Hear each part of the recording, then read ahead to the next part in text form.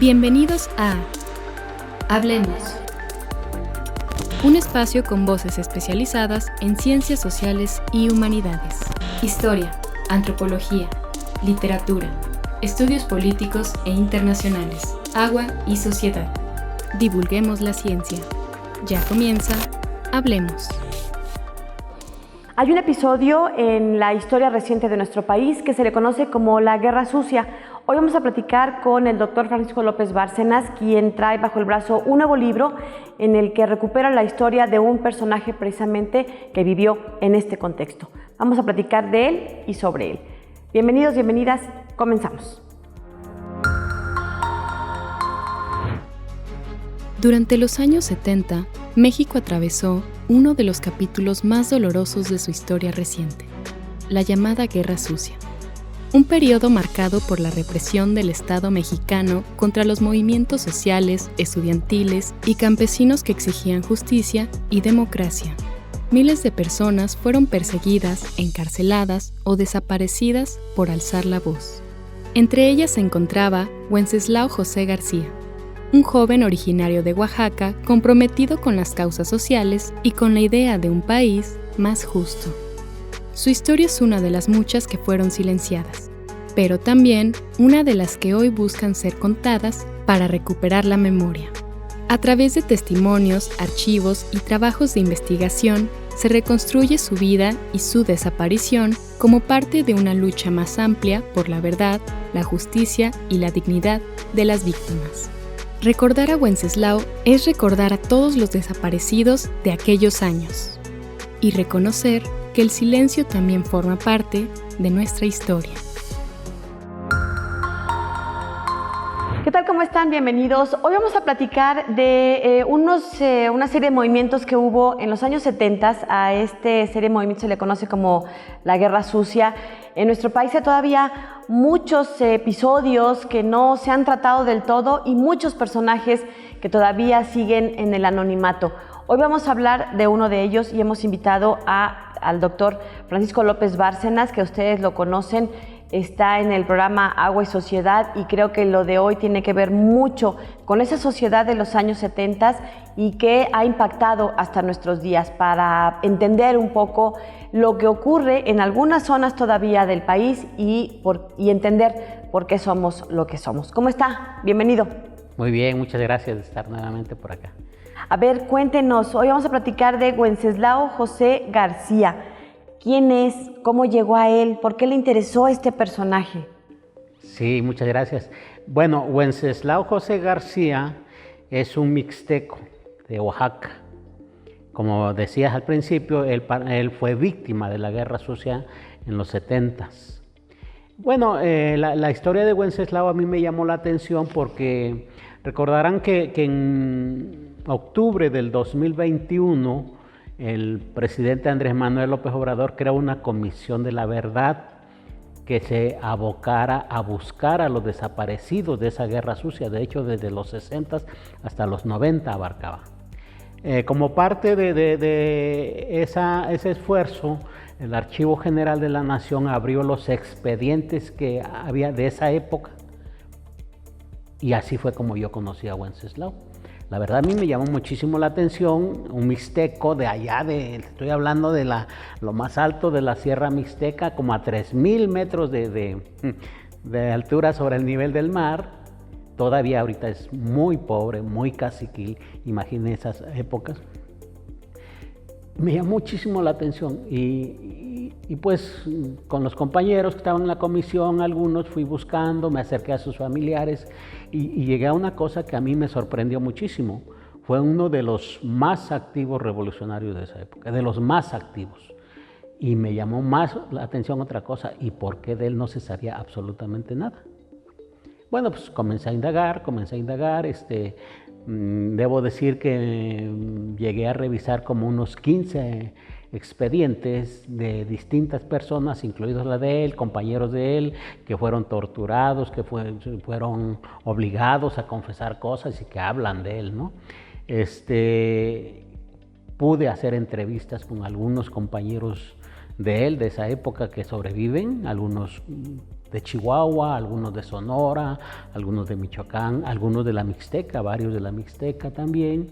Y bueno, pues así fue como construí esta idea de Wenceslao José García. Cuéntenos brevemente para quienes, sobre todo para las nuevas generaciones que no están muy familiarizados con este tema de la Guerra Sucia, ¿qué fue? ¿En qué etapa? ¿Qué pasó en ese México?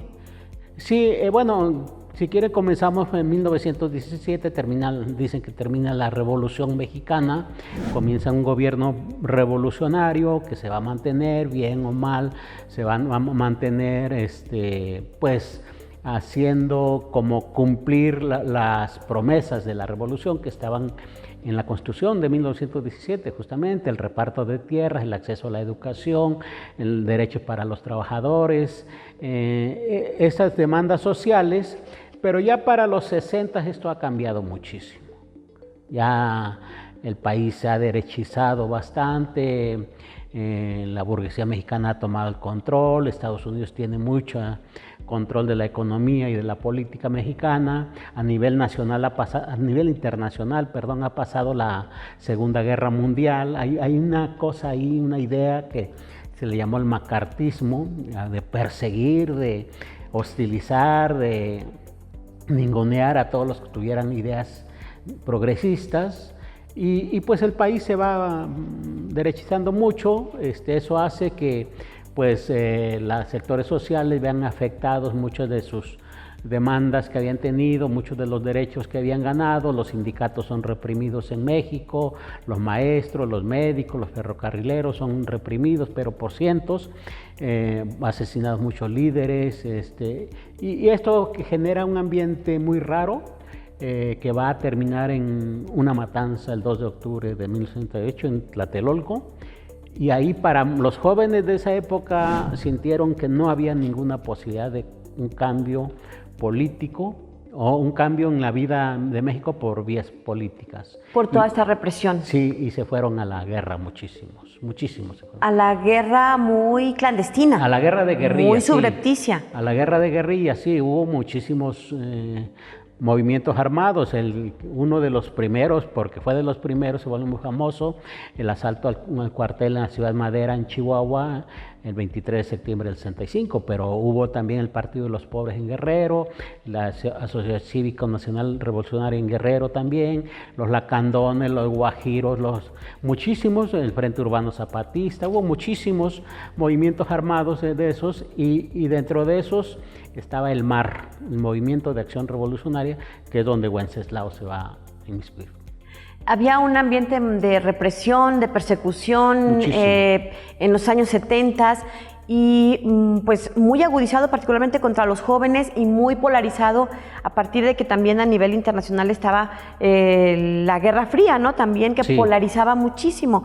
Y resulta extraño precisamente que alguien de la sierra en Oaxaca se involucre en ese tipo de cosas, un poco porque sobre todo se registraba en esta zona de Guerrero, o se concentraba en estas entidades, ¿no? En la Sierra de Guerrero, no sé si quizá Morelos, Michoacán bastante, sí. Pero no necesariamente hasta Oaxaca. Pues resulta un poco extraño, pero también creo que ahí está la explicación. La Mixteca en ese tiempo era pobrísima. Con decirle que para llegar de Oaxaca a la Mixteca, o al revés, de la Mixteca a Oaxaca, pues había que hacerlo caminando. O sea, había que caminar 2 semanas. O sea, no había manera de que entrara ningún tipo de vehículo. No.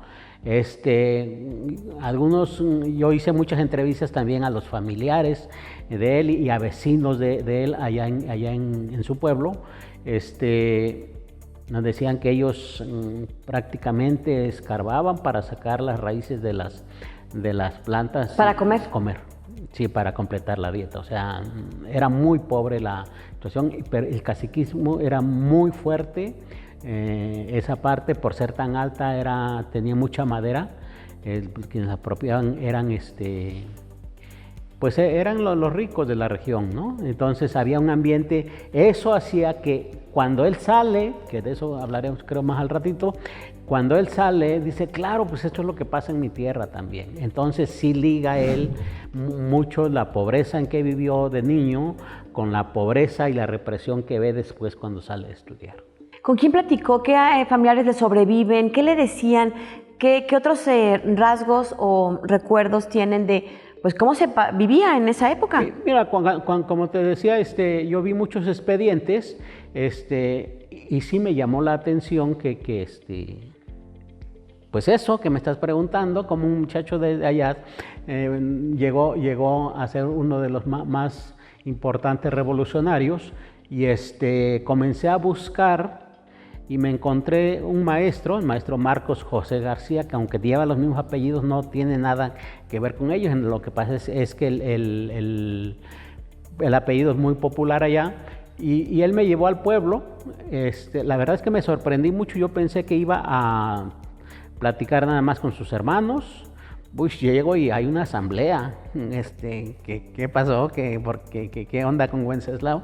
Y tuve la oportunidad de platicar con todos los que quisieron decir algo sobre Wenceslao, de su pueblo, que se juntaron en esa ocasión. ¿De qué hablamos? Pues hablamos justamente de cómo era el pueblo en ese tiempo, de qué sembraban, de qué vivían, cómo eran las relaciones hacia afuera, cómo se transportaban de un lugar a otro. Es asombroso porque todavía actualmente hay un río enorme, parte del Río Verde, que es muy famoso allá, pero no había manera de cruzarlo. O sea, tenía más o menos, si uno veía hacia abajo, unos 20 metros de altura, y era pura piedra, o sea, y no había puente. Entonces quien se atrevía lo hacía cruzando pues unos horcones que atravesaban, y si se resbalaba pues hasta ahí llegaba. O sea, era una cosa difícil. Vamos a ir platicando con nuestro invitado de hoy, porque además tiene un libro acerca de este tema, y sobre todo creo que para ciertas zonas del país en donde las normales rurales no son tan familiares, nos va a explicar un poco el contexto, no solo de las normales, sino a partir del caso de Wenceslao José García. Hacemos una pausa y regresamos para seguir charlando con el doctor Francisco López Bárcenas. Continuamos.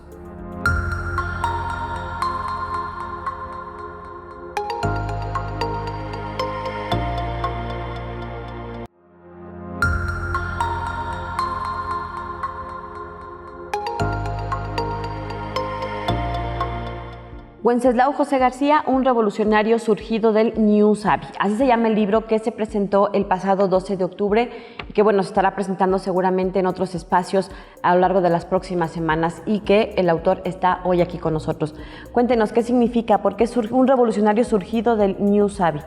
Fíjate que ese título lo sugirieron en el pueblo, justamente. Yo le había puesto otro más, como que se entendiera más en lo urbano, en la sociedad de ahora, y ellos me dijeron que ellos querían que se quedara claro que era un revolucionario que había surgido del New Savvy. El New Savvy es el pueblo mixteco, pueblo de la lluvia, dice. ¿Eso significa New Savvy? Sí, pueblo de la lluvia. Pueblo de la lluvia, que es la región mixteca, que es parte donde él nació. Yo creo que ellos quieren que llame así el libro porque pues quieren evidenciar de que hubo un revolucionario. En la historia ha habido muchos revolucionarios, ¿no?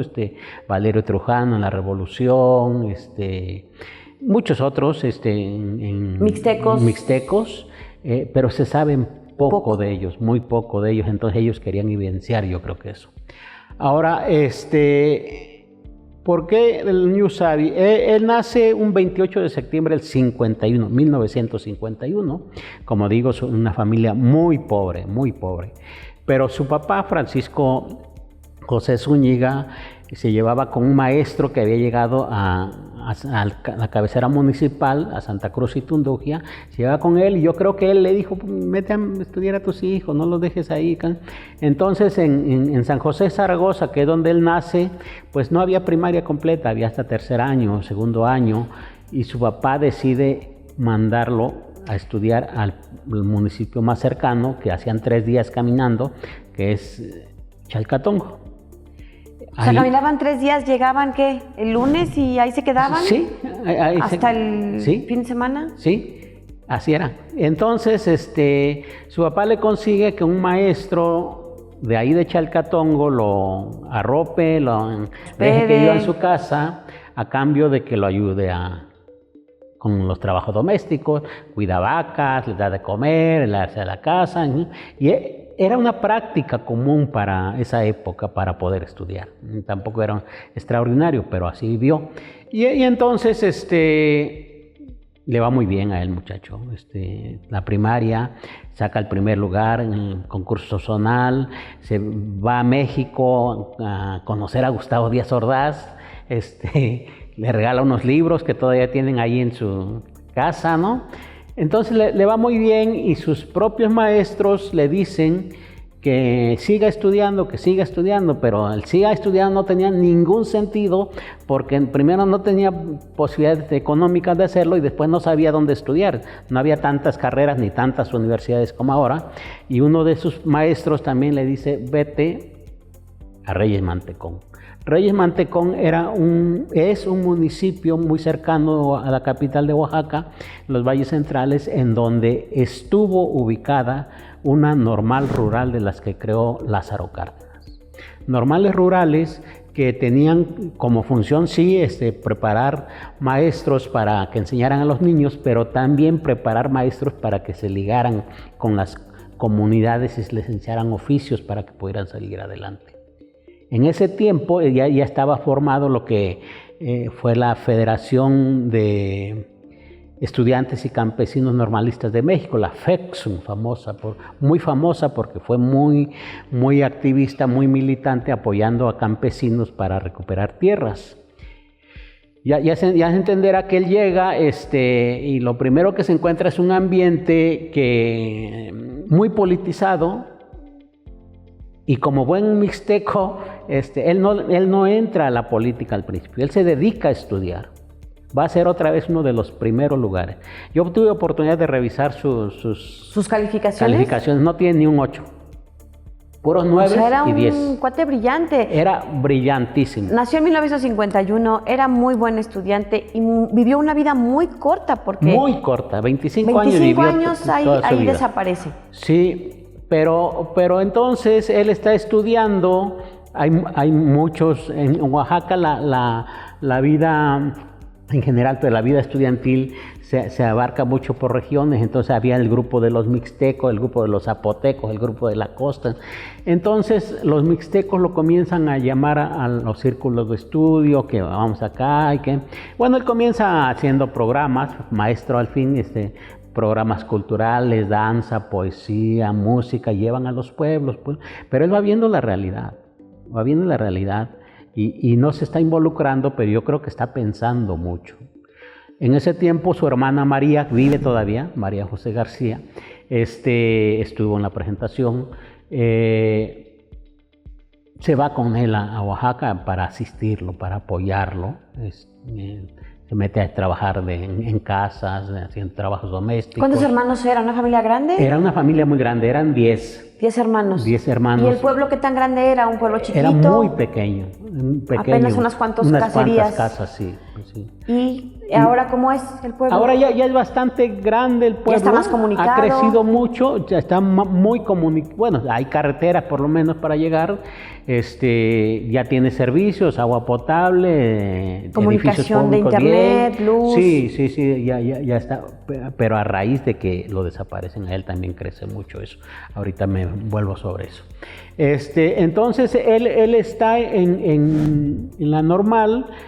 Se da el movimiento de 1968, el 2 de octubre, al que hacía referencia hace un rato, a la matanza. Él no participa, él está viendo, pero la FECSUM, donde se agrupan las mamás, sí participan. Y él siento yo que él está reflexionando mucho porque al presidente de entonces, Gustavo Díaz Ordaz, se le ocurre, por la participación que habían tenido las normales en el movimiento, desaparecerlas en 1969. ¿Y él en ese momento todavía está estudiando ahí en la normal? Y él está estudiando y entonces sus compañeros le dicen, tenemos que defender la normal. Y entonces sí se mete. a sus 18 años, Sí, más a o sus menos. 17 años, se mete al movimiento, pero se mete de tal manera que ha reflexionado y que sí sabe lo que hay que hacer. O sea, se vuelve prácticamente el líder intelectual del movimiento en Oaxaca. Porque ha tenido toda una formación teórica, porque Claro. había sido un estudioso destacado. Claro, pero además fíjate que no solo estudiaban ellos, hay evidencia de que las normales se iban a México, a la Ciudad de México, a ver quién les regalaba libros. Y en ese tiempo, no sé si recuerdas, el Partido Comunista Mexicano tenía una editorial, el Fondo, no es el Fondo de Cultura Económica, Ediciones de Cultura Popular se llamaba. Entonces dice que iban y le regalaban libros y se suscribían a revistas como a la URSS, como a Cuba, y entonces sí se politizaron mucho ellos, ¿no? ¿Así era el ambiente? ¿Cómo era el ambiente político y social dentro de las universidades rurales? Era muy activo, era muy de izquierda y era muy de militar. Con decirte que para el movimiento en ese tiempo era más importante militar que estudiar. Militancia de izquierda. Militancia de izquierda, obviamente activismo político, irse a las comunidades a organizarse ellos mismos, hacer una gran fuerza política que lograra esto que ya se estaba perdiendo, por esto que digo de la derechización del gobierno, ¿no? ¿Y era más atribuible a los maestros o a los alumnos que ellos mismos? Yo creo que ambos? mucho más a los alumnos. Yo creo que participan los dos, pero era mucho más a los alumnos. Había un movimiento nacional, la Federación Nacional de Estudiantes Democráticos, hicieron movimientos grandísimos en ese tiempo, desde Sonora hasta Chiapas, ¿no? Haciendo las reivindicaciones de los estudiantes. ¿Cómo cuántos normales había? ¿Había en todo el país? 29 normales había en todo el país. Y el gobierno decide cerrar 15. ¿Todas? Ah, 15. Dejó 14 nada más, entre ellas la de Oaxaca. Entonces arman un movimiento enorme, se van a los pueblos, literalmente, consiguen un apoyo muy fuerte porque había maestros que habían estudiado ahí, pero también porque había campesinos que sabían que los apoyaban. Y entonces el gobierno hace una cosa, le ordena a la CNC que vaya a todos los pueblos a decir que no los apoyen. La CNC era organismo Confederación priista Nacional que Campesinas. agrupaba campesinos. Sí, así es. La representación campesina del PRI. Así es. Entonces ahí pues pierden apoyo, pero sucede una cosa muy interesante en Oaxaca, porque el gobierno ellos deciden hacer una gran marcha y el gobierno decide que no va a salir la marcha en Oaxaca.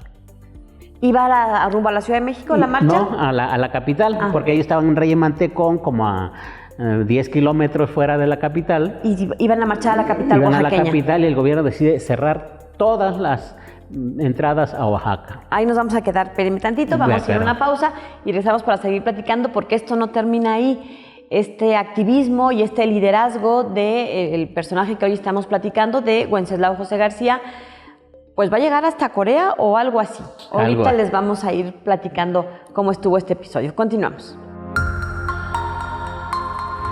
En la comunidad de San José, Zaragoza, Oaxaca, se presentó el pasado 12 de octubre el libro Wenceslao José García, un revolucionario surgido del Ñu Sabi, escrito por el doctor Francisco López Bárcenas, investigador del Colegio de San Luis. La obra reconstruye la vida de Wenceslao José García, un joven mixteco comprometido con la justicia social, desaparecido hace 50 años durante la llamada Guerra Sucia en México. A través de 5 capítulos, el autor nos guía desde su infancia y formación en la Normal Rural Moisés Sáenz hasta su participación en movimientos armados como el Movimiento de Acción Revolucionaria y la Liga Comunista 23 de septiembre.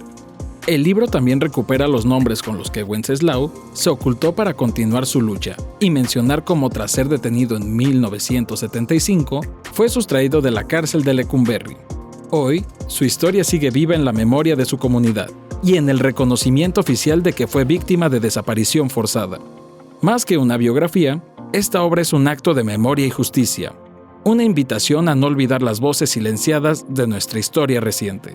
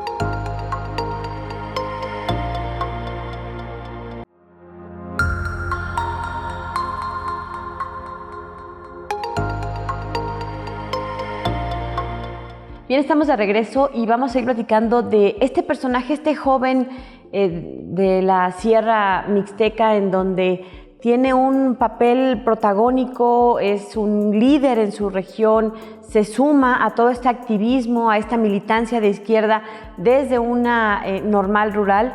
Y hay que recordar el México en el que se está a finales de los 60, principios de los años 70, en medio de la llamada Guerra Sucia y con esta paranoia del gobierno federal de perseguir a todo lo que oliera a una militancia de izquierda. Entonces, bueno, pues aquí nos quedamos, hacen una marcha rumbo a la ciudad de Oaxaca, pero ya hay todo un plan del gobierno de no dejarla llegar. Sí, yo creo que ya tenía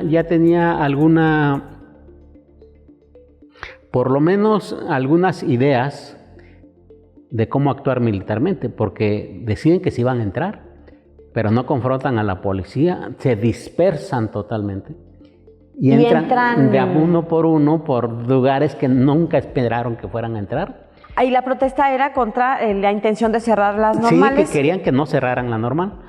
Y hacen una gran concentración en Oaxaca, apoyados por todas las escuelas de Oaxaca, que básicamente eran dos, no eran tantas, era la normal, la Universidad Autónoma Benito Juárez actual, no era autónoma en ese tiempo, y era el tecnológico, no había más, y la normal.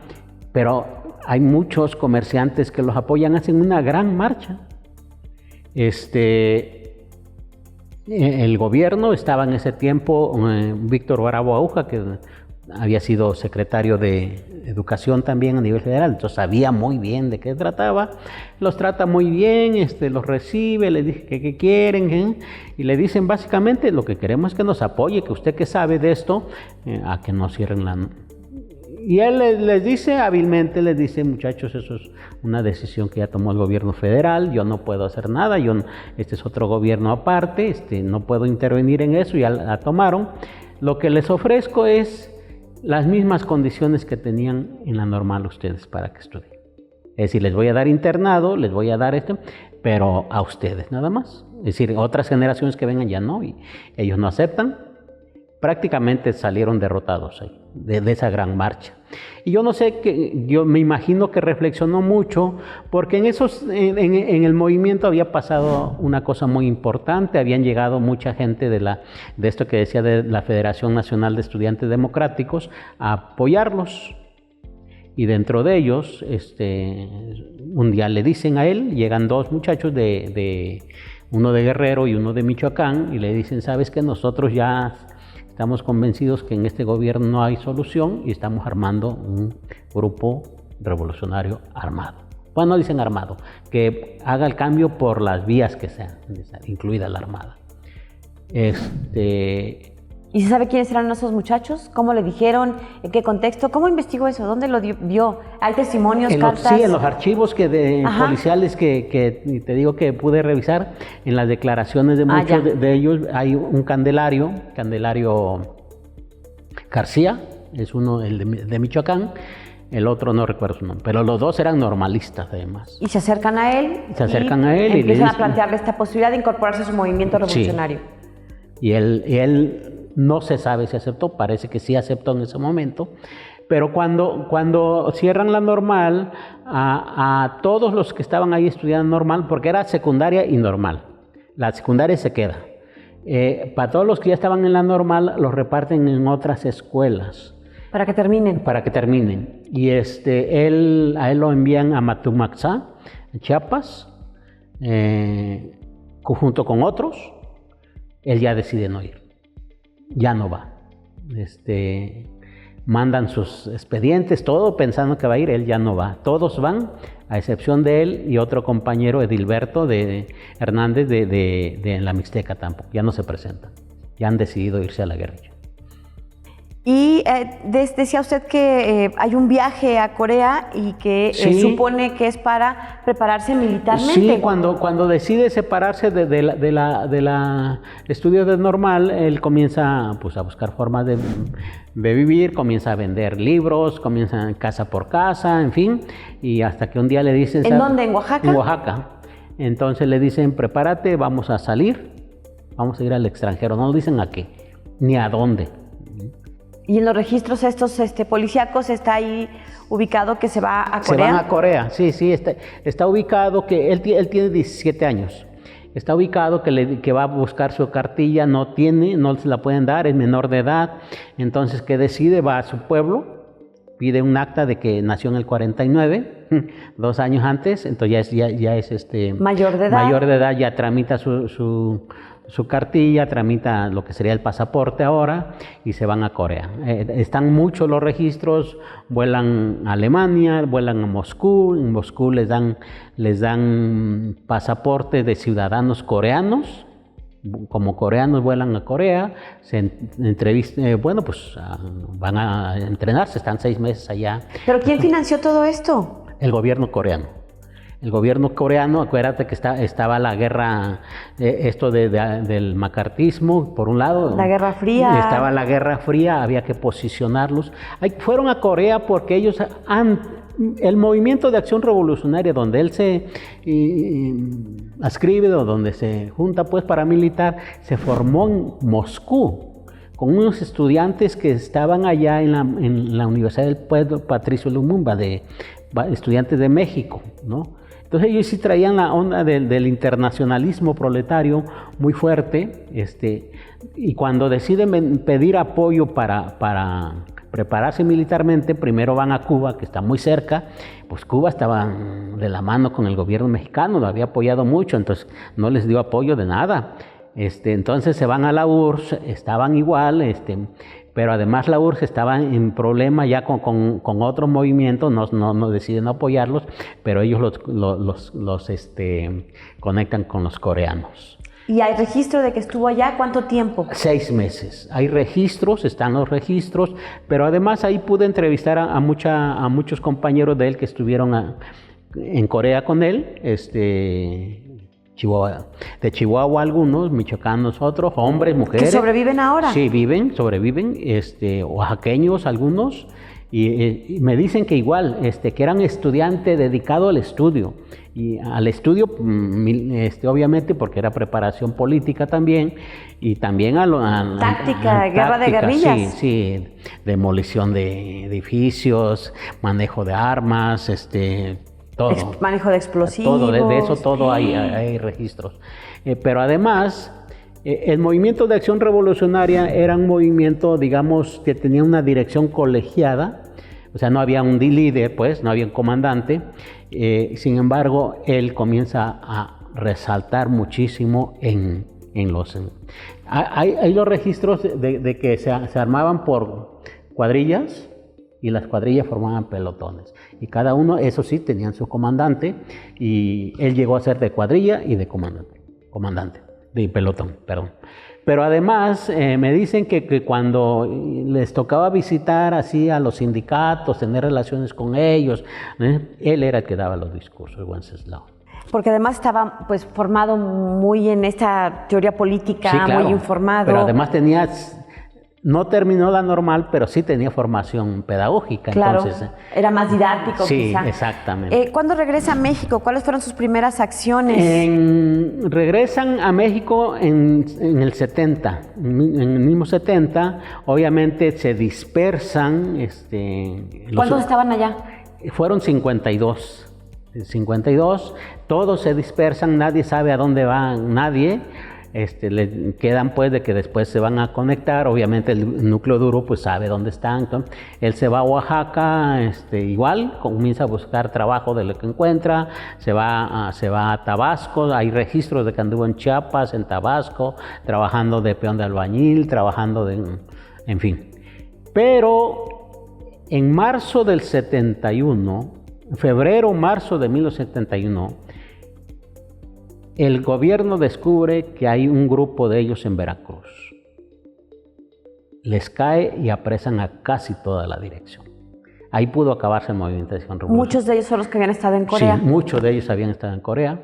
¿Qué pasa? Tenían una formación disciplinaria muy fuerte.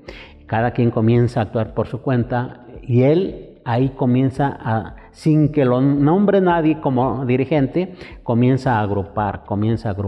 Hay registros de que en ese tiempo anduvo en Chihuahua, Anduvo en Sonora, anduvo en Sinaloa, anduvo en Guadalajara, en Michoacán, en Chiapas, en Guerrero, en Tabasco y Veracruz. ¿Y todo esto tenía registrado la Secretaría de Gobernación? Sí, todo eso. Bueno, siguiendo. Algunas cosas en su expediente de él y otras cosas en expedientes de otros que pude revisar.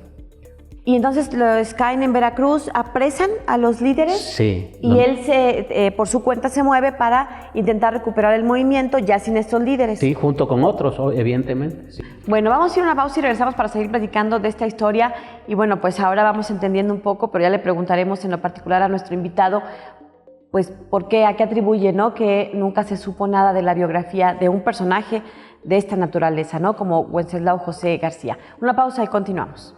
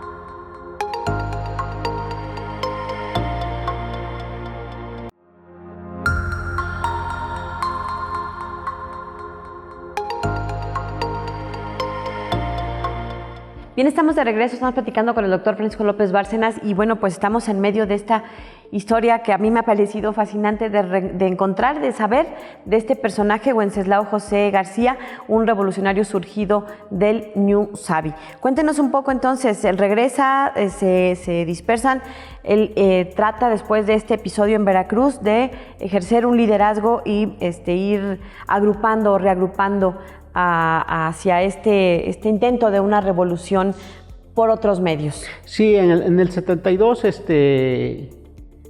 va a cambiar totalmente su vida. Estos que estaban comenzando a reagruparse, hacen una reunión en Vallarta, quieren pasar ahí como turistas, un grupo de jóvenes en la playa. Así es, pero les caen también. Vuelven a apresar a algunos y ahí sí ya lo nombran formalmente a él miembro de la dirección del Movimiento de Acción Revolucionaria.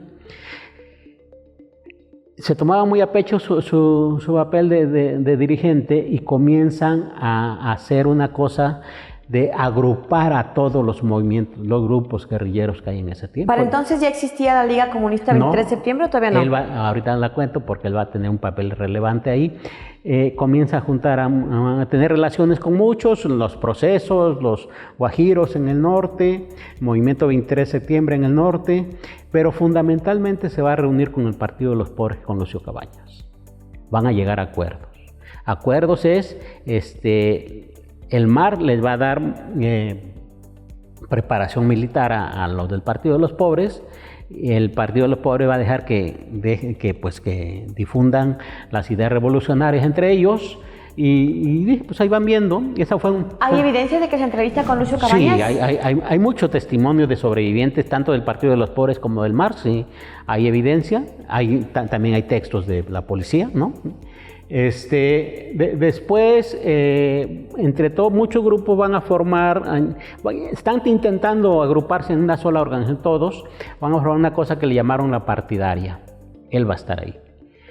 Pero le va a pasar una cosa difícil a Wenceslao, porque entre los procesos venía dos de los grandes teóricos del movimiento revolucionario, Raúl Ramos Zavala, que venía de Monterrey, y Oseas, que venía también de Monterrey, pero de los jesuitas, que estaban muy preparados teóricamente. Entonces a él lo sorprende la labia que traían. Lo sorprenden a tal grado que le dicen: ya vente por acá, muchacho, ¿qué estás haciendo allá con el MAR? Estos son guerrilleros. Sí, nosotros. ¿Y ellos no? ¿Ellos tenían vías más pacíficas o qué? No, pero el MAR tenía más como como un proceso más lento, que pegara entre los pueblos. Que permeara más primero la parte ideológica. Sí, y lo convencen y se pasa sin decirle a sus compañeros. Y cuando van otra vez a Guerrero, hacen una grilla ahí al Partido de los Pobres para que quiten a Lucio, porque coincide mucho con lo del MAR. Los del MAR son campesinistas, la idea es que sean los obreros los que hagan la revolución. ¿Y qué decían los jesuitas, estos otros amigos? No, ellos estaban impulsando esto con él. De hecho, ellos lo convencen de hacer la grilla esta de quitar a Lucio Cabañas de la comandancia del Partido de los Pobres, porque Lucio había salido a la Ciudad de México a curarse de unas enfermedades que tenía. Pero no solamente lo quitan, le cambian el programa de lucha de Lucio Cabañas. ¿De qué a qué pasó? Cuéntenos rapidísimo. Básicamente el programa de Lucio Cabañas era: hay que trabajar con la gente que está aquí, y ellos eran campesinos. Pues hay que trabajar con campesinos, pero la ideología que ellos traían, la ideología revolucionaria, es: hay que trabajar con los obreros, porque son los que van a hacer la revolución. No se fijaron en eso. Cuando Lucio Cabañas regresa, obviamente retoma el poder, y pues entra en problemas con ellos, pero sobre todo a Wenceslao, cuando él regresa a la ciudad a ver a sus compañeros, les informa, les parece una traición lo que ha hecho. Llegan otros compañeros del MAR que estaban en Guerrero, les informan también, Armando Gaitán en concreto, les informan, deciden expulsarlo del MAR. Del Movimiento de Acción Revolucionaria. Sí, dice Armando, yo entrevisté a Armando Gaitán, que se puso a llorar y que les dijo que por qué lo expulsaban, no, es que tú no eres mal revolucionario, eres un traidor al MAR, no es nuestra línea política. Y que al final dijo: bueno, pues si ya me expulsaron, pues ya me expulsaron, pero quiero que sepan una cosa: yo siempre voy a seguir siendo del MAR. O sea, estaba muy metido en eso. Después vienen otras cosas. En marzo del 73 forman la Liga Comunista, él participa, pero fíjate, lo convencen de que se pase, pero no le dan el lugar que debiera tener, porque cuando se forma la dirección de la Liga, no lo meten a la dirección. Los meten los duros, los teóricos se meten a la liga, pero él viene de abajo, él quiere trabajar con la gente, y entonces lo mandan a Oaxaca otra vez a trabajar con la base, a dirigir una brigada de la liga que estaba ahí, la Brigada Revolucionaria Emiliano Zapata. Va a haber muchos problemas, el 74 en Culiacán se da uno de los movimientos más fuertes de la liga, intentan paralizar la ciudad de Culiacán, todos los campos, una acción que llamó el asalto al cielo. Dicen que ahí estuvo, de eso no estoy muy seguro. La policía dice que ahí estuvo. Los que estuvieron dirigiendo ese movimiento, que sobreviven, dicen que no estuvo. Bueno, ese era. Lo cierto es que después de eso hay una redada, fue un movimiento muy fuerte y el Estado lanza todas sus fuerzas a detener aquello. Detienen y matan, allá no es que detengan y lleven a la cárcel, y matan a todos los dirigentes, y él sube sube de dirigente de la Liga Comunista 23 de septiembre a suplir a los que habían matado. Va a haber muchas confrontaciones ideológicas, políticas con sus compañeros, porque sí, la dirección de la Liga ya ha optado porque sus acciones sean más militares, los otros quieren que sean más de pueblo, más de organizar a los pueblos. Hay muchísimas confrontaciones de esas, pues en eso están cuando a él lo detiene la policía.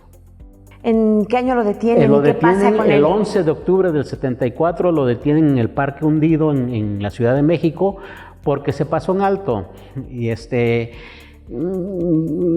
baja tratando de arreglar, ven que va armado, lo intentan detener, se hacen pues hay un enfrentamiento fuerte, llegan muchísimas policías, lo hieren a él, ya cuando está herido, ya no tiene balas, pues lo detienen, lo llevan al campo militar número 1, lo torturan. Bueno, al principio no se dan cuenta hasta que comienzan a buscar en los archivos la Dirección Federal y se dan cuenta quién es, lo llevan al campo militar número 1, ahí estuvo mucho tiempo, lo estuvieron torturando, hay evidencia de eso, hay registros, pero sobre todo hay testimonios de gente que lo vio ahí también y que ha escrito sobre eso, ¿no?